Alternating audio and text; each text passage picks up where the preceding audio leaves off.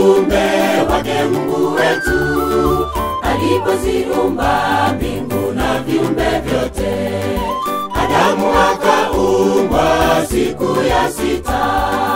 Mungu akasema, si vema huyu mtu awe peke yake, nitamfanyia msaidizi wa kufanana naye.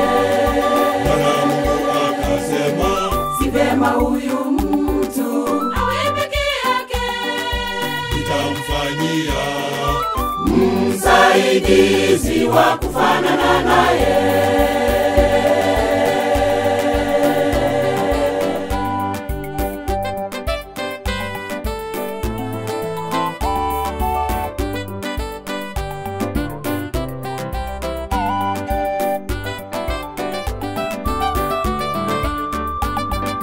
Na Mungu akapitisha viumbe vyote mbele yake Adamu ili avione viumbe vyote hai. Adamu akataja majina mbalimbali ilivyo leo.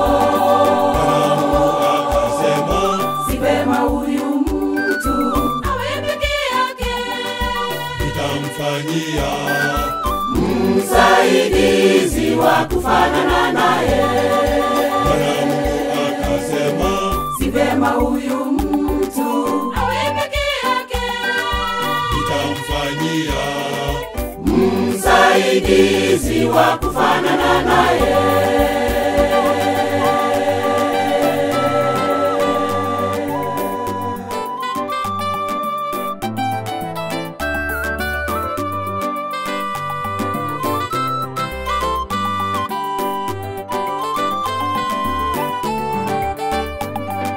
Viumbe vyote hakuna hata kimoja kilichompendeza huyo Adamu, na Mungu akampa Adamu usingizi. Ubavu wake kaumba mke.